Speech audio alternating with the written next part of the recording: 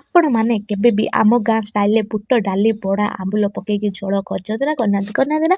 ଚାଲନ୍ତୁ ଆଜି ମୋ ଗାଁ ଷ୍ଟାଇଲରେ ମୁଁ ଆପଣମାନଙ୍କୁ ଦେଖିବି ବୁଟ ଡାଲି ବଡ଼ା ଆମ୍ବୁଲ ଝୋଳ। ପ୍ରଥମେ ଭିଜେଇକି ରଖିଥିଲି ବୁଟକୁ ନେଇଗଲି, ତାପରେ ପକେଇଦେଲି ଅଳ୍ପ ଜିରାକୁ ମିଶାଇ ଦେଇକି ଚାଲିଗଲି ତାକୁ ପେଷ୍ଟ ବନେଇଦେବା ପାଇଁ। ପେଷ୍ଟ ବନେଇ ସାରିଲା ପରେ ଏଠି ମୁଁ ମସଲା ରେଡ଼ି କରିଦେଲି। ପ୍ରଥମେ ପିଆଜ ପକେଇଦେଲି, ତାପରେ ଟିକେ ସୋରିଷ ଅଳ୍ପ ଟିକେ ପକେଇଦେଲି, ରସୁଣ, ତାପରେ ପକେଇଦେଲି ଟିକେ ଜିରା ପକେଇ ସାରିଲା ପରେ ଏବେ ତାକୁ ନେଇଗଲି ଟିକେ ପାଣି ଦେଇକି ପେଷ୍ଟ ବନେଇବା ପାଇଁ।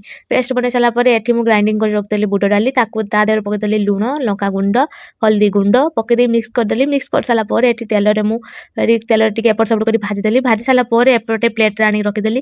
ତାପରେ ରଖି ସାରିଲା ପରେ ଏପଟେ କଢ଼ାରେ ତେଲ ପକେଇକି ଫୁଟଣ ପକେଇଦେଲି, ତେଜପତ୍ର ପକେଇଦେଲି, ତାପରେ ଅଳ୍ପ କିଛି ଜିରା ପକେଇଦେଲି, ତାପରେ କାଟିକି ରଖିଥିଲି ପିଆଜ, ତାକୁ ପକେଇ ଦେଇକି ଟିକେ ପିଆଜ ଜରିଯିବା ଯାଏ ତାପରେ ଏବେ ପକେଇଦେଲି ସୋରିଷ ମସଲା ବାଟିକି ରଖିଥିଲି, ତାକୁ ଏବେ ପକେଇ ଦେଇକି କିଛି ସମୟ ମିକ୍ସ ହେଇସାରିଲା ପରେ ତାପରେ ମୁଁ ଯାଇକି କିଛି କରିବି। ତାପରେ ଏଠି ଲୁଣ ପକେଇଦେଲି, ତାପରେ ଲଙ୍କାଗୁଣ୍ଡ ପକେଇଦେଲି, ତାପରେ ପକେଇଦେଲି ହଳଦୀ ଗୁଣ୍ଡ ପକେଇ ସାରିଲା ପରେ ତେଲ ଟିକେ ବାହାରି ସାରିଲା ପରେ ଏଠି ମୁଁ ରଖିଦେଲି ସିଝେଇକି ଆଳୁ ଏବେ କିଛି ସମୟ ଟିକେ ଘାଣ୍ଟି ଦେଲି। ଘାଣ୍ଟି ସାରିଲା ପରେ ମସଲା ପାଣି ଟିକେ ଦେଇକି ଭଲ ଭାବେ ଟିକେ କଷି ସାରିଲା ପରେ ଆଉ ଟିକେ ଆଣିକି ପାଣି ଦେଇକି ଏବେ ଛାଡ଼ିଦେବା ତାକୁ ଢାଙ୍କି ଫୁଟିବା ପାଇଁ। ଏପଟେ ମୁଁ ଢାଙ୍କି ଦେଇଥିଲି, ଢାଙ୍କିଲେ ଟିକେ ଭଲ ସ୍ମେଲ୍ ହୁଏ, ସେଥିପାଇଁ ମୁଁ ଢାଙ୍କି ଦେଇଥିଲି।